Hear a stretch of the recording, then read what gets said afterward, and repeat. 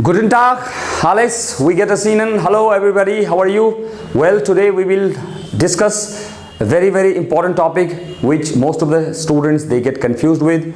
That is about dative keys. Dative Fall auf durch sagen wir. Okay, so to make you understand this topic, I will give you some examples first in English. You see, in English, if I say Hari slept and if I put full stop here, so Hari is subject and slept is verb, and you actually don't get any question in your mind, you get the complete information. Hari slept. Yeah. Now you say, but sir, we have got questions in our mind. Why did he sleep? Where did he sleep? When did he sleep? Well, they are your own fabricated questions, but necessary questions you don't get any necessary question in your mind. So the conclusion out of this sentence is what? That for a complete sentence we require two things necessarily. One is subject and second is verb. So subject and verb. But we will cross check this conclusion if it is an absolute conclusion or a relative conclusion.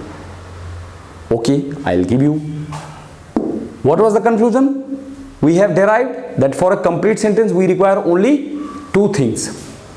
One is subject and second is verb, and in support of this conclusion I gave you this example. But if it is absolute conclusion, then we'll see it, we'll check it out. Hari helped and then full stop. Where Hari is a subject, helped is a verb, and then I just put full stop and then I went away. You will ask me, sir, what, Hari helped whom? There is a question in your mind. Although in this sentence we have subject and verb, but it does not give you the complete meaning. There is a question in your mind, and that question which is arising in your mind is related to this verb. Helped. Helped whom? Unless I tell you, helped whom, that question will remain a question, it will keep on hanging in your mind. So, our previous conclusion was a conclusion, but that was not the absolute conclusion. Absolute means like which is same in all cases, in any condition. So that is not the absolute conclusion, that was a relative. Means, in certain cases that conclusion can be true, but in not all the cases. Like in this case, we have subject and verb, but then, we have a question in our mind. So, we will say, Hari helped Ram. Now you see, Hari is a subject and help is verb and Ram is object, and now the question which was arising in your mind is gone. You've got the answer to that question. Okay. So by this we have come to one conclusion. What is that? The verbs which do not let any question arise in your mind, those verbs are called as verbs of complete prediction. But those verbs which themselves are not able to give complete sense, we call such verbs as verbs of incomplete prediction.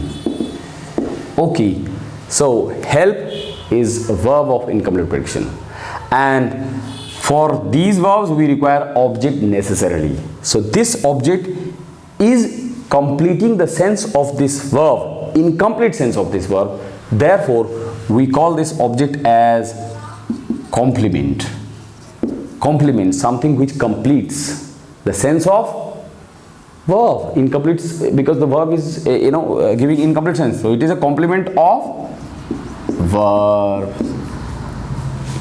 Okay, so we have come to another conclusion. What is that? For a complete sentence we require at least three things. One is subject, second is verb, and third is object. But again we will cross check about this conclusion, if it is absolute or it is relative. Well, see, here I will say Hari gave Ram, and then I put full stop here and then I went away. Hari is subject, gave is verb, Ram is object. Now, in this sentence, we find all the three things: subject, verb and object. Still, do you get an a complete answer, complete sense? No. You still get one question in your mind, and that question is related to this verb. That question is related to this verb. Gave what? So, the previous conclusion was what? For a complete sentence, we require three things necessarily: subject, verb and object. And we have subject and verb and object here. Still, we have a question, necessary question in our mind. It means our previous conclusion was also not an absolute conclusion. It was a relative conclusion. It is true in some cases. So, we have done that there are two types of verbs. First, verbs of complete prediction. Second, verb of incomplete prediction. So, this gave is a verb of incomplete prediction. So, verb of incomplete prediction are again of two types. One, which are satisfied with one object. I mean, they they give the complete sense when it is followed by one object. But the second category of verb of incomplete prediction are those which do not give complete answer with one object only. They require two objects necessarily. Like in this case, Hari gave Ram a book. Now this is the another object. So now your question is gone. So out of these two objects, one object will be called as indirect object and second object will be called as direct object. So indirect object is the one for whom main action is done, and direct object is the one with the help of which that main action is done. So for whom this main action is done, the action is action of giving. Here action is what is the action? Action of giving. This action of giving is done for Ram, and with the help of this book, this action of giving is actually done, or it is completed. So this is indirect object and this is the direct object. And this indirect object, if it is clear to you, is also called as dative case. This is the dative case. So the topic is dative case or indirect object. So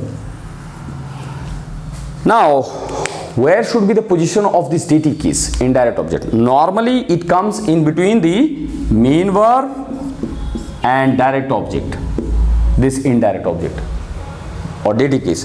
But sometimes you can write it down after the direct object.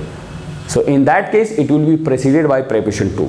For example, Hari gave a book. Now you have written this direct object before the indirect object, Ram. So will you say it like this? Hari gave a book Ram. No, you will not say it like this. You will have to write preposition to before this, Ram. So now it is correct sentence. Hari gave a book to Ram. So that's what I told you. The dative case comes in between main verb and the direct object, but if it goes after the direct object, it will be preceded by preposition to.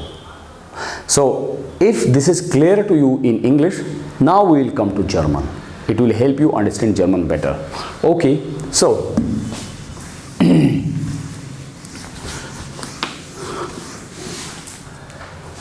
in German, dative case is called as Dative Fall. So they don't write this extra E at the end.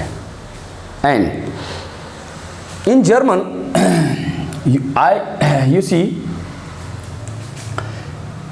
you have already done in the previous video, I have already taught you subjective case and the objective case. Just we will do a small quick revision. Subjective case and objective case, and now here we will do dative case. So noun, they remain same in whichever case you want to write down. So that is Ram, Ram, Ram. It will be same in whichever case you want to write. The nouns will remain same. But the pronouns like I will become me. First I am giving you in English. You will remain you, that you have done in the previous video. He will remain he. She, no, he will become him. She will become her. It will remain it. We will become us, and you will remain you, and they will become them, and this formal you will remain formal you.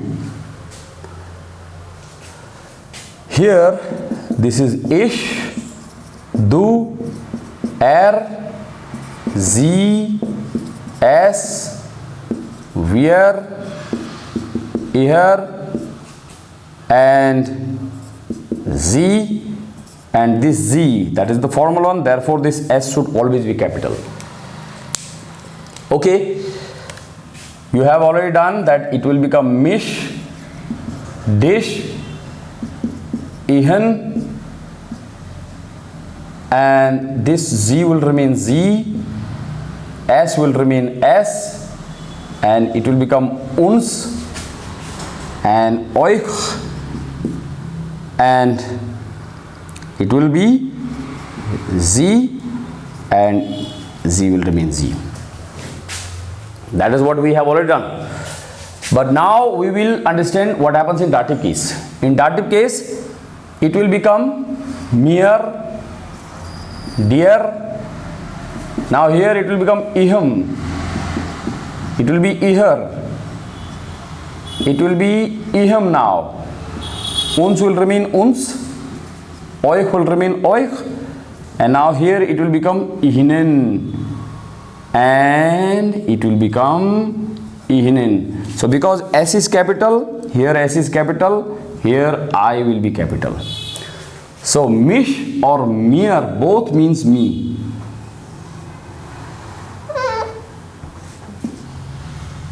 Dish and dear both means you. Ihan and iham both means him. Because in English, if you want to write pronouns in the objective case or in dative case, pronouns will remain same in English. But in German, some of them will do change. Like you can see, mish becomes mir, dish becomes dear, ihan becomes iham, z becomes iher. Although uns remains uns, oich remains oich, but then z becomes ihnen and z becomes ihnen. Now to understand it better, I'll give you some examples.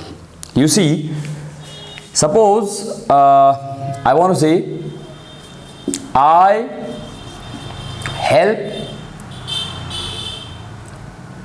them and I love them. I give them one. I give them German book. So here in both the sentences you find what? Them object. So how will you say this one? I is ich, love is liebe, and then after verb there is the accusative case, and in the accusative case, that is the objective case, subjective case, objective case. I have already taught you in German we call it as nominative Fall. This is called as accusative Fall. They don't write this e at the end, and this is called as dative Fall. So ich liebe, this them, it is coming after this verb, and after the verb it is accusative. So for them, G will remain Z. You will say ich liebe sie. I love them. But here you see I is a subject, give is a verb, and we have two objects here. One is them and second is German book. So I have taught you just couple of minutes before, whenever there are two objects, out of them one will be the indirect object and the second one will be the direct object. So them is the indirect object, and this indirect object is also called as dative case. So means them is actually the dative case. So if them is dative case, then in the dative case you will not write sie, you will write ihnen. So you will say ich and then give, that is geben verb, but with ish, en is replaced by e. Ich gebe, you will not write sie here, no, you will write ihnen. And German book, that is Deutsch book. So today I have just gave you the definition of nominative case, nominative Fall, Akkusativ Fall und Dativ Fall. I tried my level best to make you understand by making you first understand this concept in English and then in German, because most of my students, they come out of English medium background. So first I thought that I should make them clear about these topics in English and then in German. So in my next video, with the help of many more examples, we will try to understand it much better than today. So whatsoever you have questions in your mind, you please ask me. I have got my phone number also. You can just write your comments, questions in the comment box, or you can straight away call me up. I'll definitely help you out. Thank you very much. Hare Krishna.